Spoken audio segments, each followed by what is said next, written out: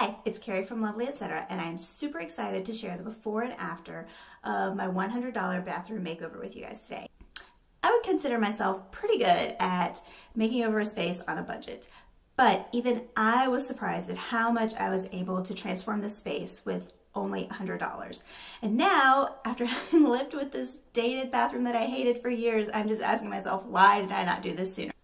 Okay, so first I'm going to show you what this bathroom looked like when it started, because I want to make sure you understand this was not like just a kind of bland bathroom that could use maybe some personality. This bathroom was straight from the 1990s. So here's what we were working with.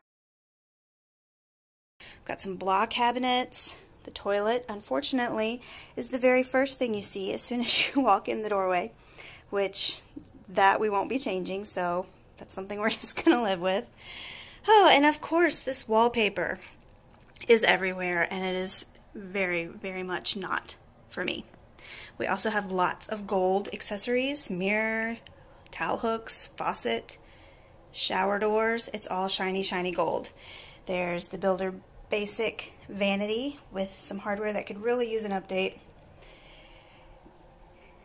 A basic sink. This huge medicine cabinet, which I will admit is great for storage, but is incredibly ugly, especially with that attached light at the top. Ugh, I am so excited to see that go. And then moving on around, we have our shower, which is actually a huge shower. It just has a little tiny door for some reason, which makes it really dark. And one day I would love to open it up. But for now, I'm just hoping to do something about that gold shower door. On the other side, we just have lots and lots of wallpaper still. And that is our bathroom, and I cannot wait to give it a $100 makeover and see just how much better it can look for super cheap.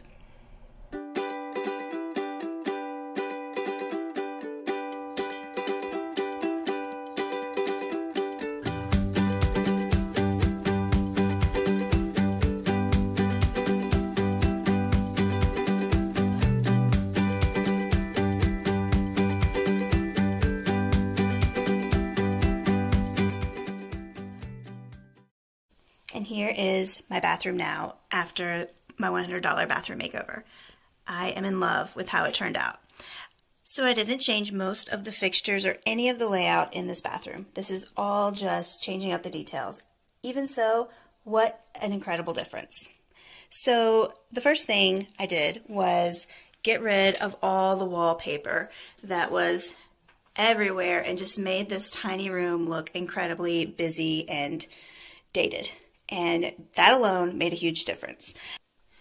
I painted the walls Valspar's White Dove, which is just a fresh white color that I had left over from another project.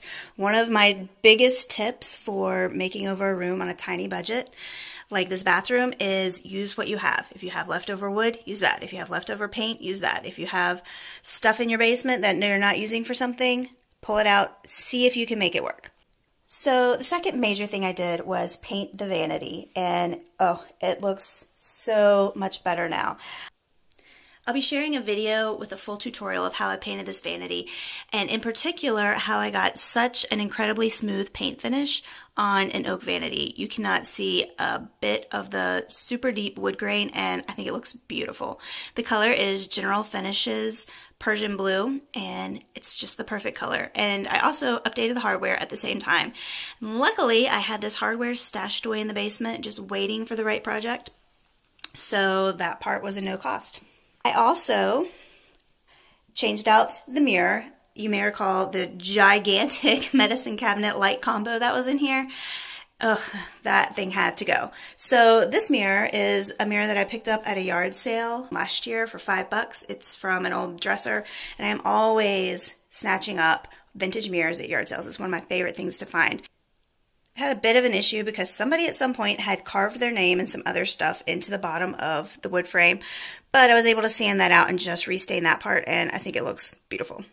This light was a really lucky break for me because I had it stashed away just waiting to go into this bathroom. I had taken it out of a bathroom in another project. So I will admit that if I had had to buy a light, I probably would have gone over my $100 budget. But if I hadn't had this beauty tucked away, I definitely would have been hitting the Habitat Restore and looking for a light that I could upcycle. One of my goals for this makeover was to get rid of all of the shiny gold. As you can see in the shower, there is still some shiny gold, but it's tucked away and I can handle that. The door got a makeover. I have a video if you want to watch it with some black spray paint, and it looks gorgeous now. So much more up to date. This faucet was another thing that really needed an update. The old faucet was a basic faucet, but in that shiny, shiny gold finish that I just hate. So I was trying to figure out how to update it. I considered spray paint, but to be honest, I was a little worried about how it would hold up, and I knew I would rather just switch the faucet out. You can get a pretty cheap faucet for only about $30, but I didn't have that left in my $100 budget. So I was thinking and thinking, where can I get a faucet? When I realized I already had a perfectly good brushed nickel finish faucet on my kids' play kitchen. Several years ago, I made a really cool upcycled play kitchen for my kids, and I wanted to use a real faucet. So I found a faucet at a yard sale for 15 bucks, and it even came with towel rings that matched. Hello. And I put it on my kids' play kitchen, and it was gorgeous. And it was even featured in Better Homes and Gardens. But my kids haven't been playing with it that much, and even if they were, I thought, you know what, I deserve to have a nice faucet in my master bathroom, even more than they deserve a nice faucet on their play kitchen. So they get the shiny gold faucet, and I get the basic brushed nickel, not offensive faucet. Okay, so the other major change on this wall, this is a herringbone wood wall. It was super cheap to make. All of the wood for this wall cost about 30 bucks, and I have a full tutorial if you're interested in how to do it. It's a lot easier than it looks. I know the pattern looks a little complicated. It's really not. This is super simple, and I love how it adds some texture and some interest to the wall without being super busy like that old wallpaper. Over here, there was a big old cabinet. I just replaced it with some open shelving, and on my open shelving, I added an old train case and a little wooden tool tote. Those are good ways to add some hidden storage to open shelves, and so you can add a little bit of decor and a little bit of storage, and it's perfect.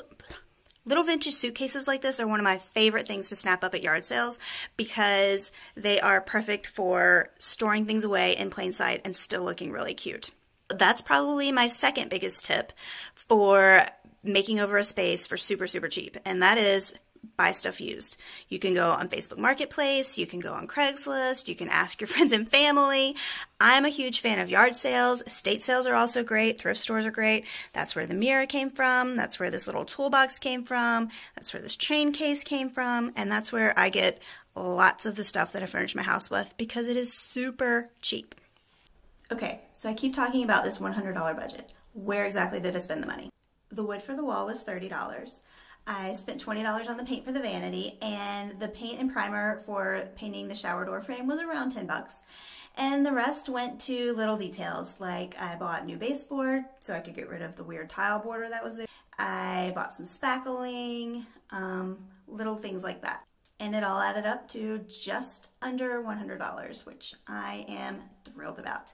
I have a full list of all of the sources for the things I used in this room and links to all the tutorials for all the projects on my blog, lovelyettc, and you'll also find there that this $100 bathroom makeover was actually part of a $100 room challenge where a whole bunch of other bloggers also worked on a space in their home and worked to give it a makeover for only $100. And I am always blown away by the things that people are able to do with such a tiny budget. So you may want to head there and check out everybody else's spaces and get some inspiration.